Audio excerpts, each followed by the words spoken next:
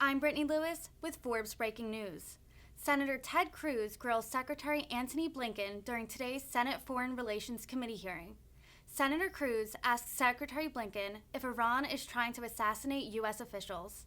Secretary Blinken would not answer Senator Cruz's question during open session. Take a listen to the questioning. Thank you, Mr. Chairman. Mr. Secretary, welcome. Senator. Let's talk Iran.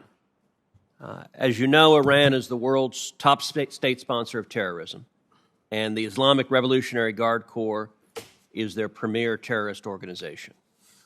As the State Department noted in 2019, Iran is an outlaw regime that uses terrorism as a key tool of statescraft, and the IRGC has engaged in terrorist activity or terrorism since its inception 40 years ago. And the IRG's support for terrorism, quote, is foundational and institutional. The IRGC has killed over 600 Americans in Iraq.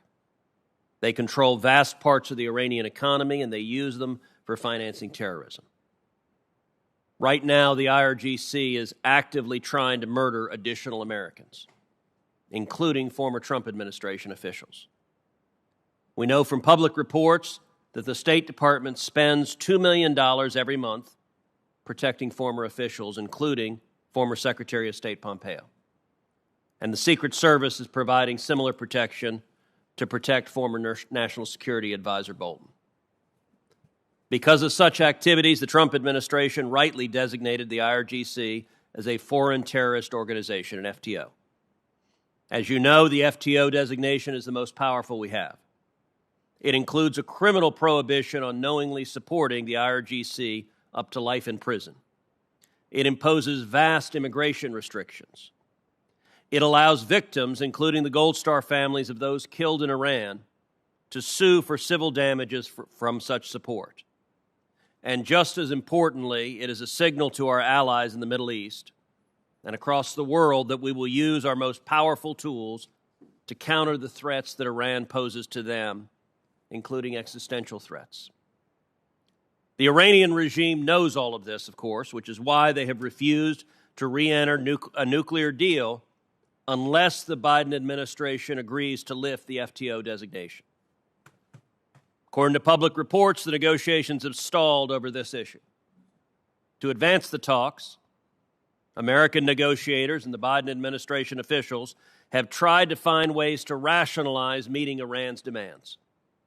You yourself have downplayed concerns over such a move by saying the IRGC would remain designated under other weaker sanctions.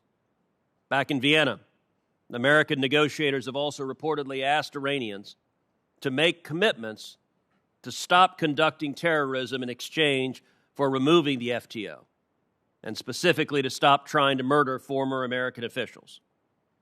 According to these reports, the Iranians told you no. I have to admit it is flabbergasting that the Biden administration would take such Iranian commitments at face value, let alone consider dismantling terrorism sanctions.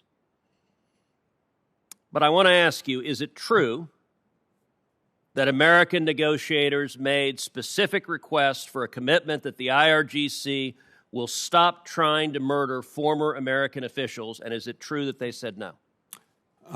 Senator, I'm not going to get into the details of any discussions or negotiations in a public forum. Happy to come back and talk privately about that. Let me address a few things that you've raised, because I do think that they're important. First of all, I share your views on the IRGC, and especially a number of its component parts, notably the Quds Force, which is primarily responsible for the egregious actions that it has taken in terms of targeting Americans, and, as you rightly say, continuing to do so. So we very much share that view. I agree with you. We have, over the course of this administration, of the sanctions we've issued, 86 of the 107 designations by this administration have been against the IRGC or its component parts, again, for the reasons you cite. And none of this is inconsistent with the nuclear agreement, whether it was in force or not in force. There are myriad sanctions, as you know, as you've cited, against the IRGC. in one way or another, both the entity as a whole, its component parts, individual members that will remain on their books irrespective. But there are a few other factors that are worth at least considering. And I'll come to the bottom line in a moment if I can. First, when the question of designating the IRGC as a whole first came up during the Bush administration many years ago. Mr. Secretary, as you know, we have limited time. Well, no, but it's so I'm going to try to focus on the specific question I asked. So let me start off with this. Is it true that the IRGC is actively trying to murder former senior officials of the United States? I'm not sure what I can say in an open setting, but let me say generically that there is an ongoing threat against American officials, both present and past. Is it true that the State Department is spending roughly $2 million a month to protect those officials? And we are making sure, and we will make sure, for as long as it takes, that we're protecting our people, present and former, if they're under threat. And I'm assuming you would agree that attempting to murder a Secretary of State or a former Secretary of State is a pretty damn big deal. I would certainly agree with that. Yes. There have been multiple public reports that we asked them to make the simple promise not to murder a former Secretary of State, and they refused. There's nothing classified about that. If they are actively refusing, saying, no, we're going to keep trying to murder your former Secretary of State, the idea that our negotiators are sitting in Vienna saying, okay, that's great, so how many more billions can we give you? That doesn't make any sense. So I just want to know the factual question. Did you ask them, stop trying to murder the former Secretary of State, and did they sit there and tell you, no, we're going to keep trying to murder him? Of course, within the context of any engagements that we have, directly or indirectly with Iranians, one of the strong messages we send to them is they need to stop targeting our people, period. And here are the facts, as I mentioned a few minutes ago. But did they tell you no? Again, I'm not going to characterize what they said. They know what they would need to do to address this problem, and that's pretty straightforward. But we've seen these attacks go up 400% from 2019 to 2020. After we got out of the nuclear agreement, after we designated the IRGC, after we killed Soleimani, for whom no one is shedding any tears. Those are the facts. We have to deal with the facts in terms of what represents a threat to our people and how we can most Let me ask a final question, just because my time has expired. Please. On a topic you and I have talked a great deal about, Nord Stream 2. We've finally gotten to sanctioning Nord Stream 2.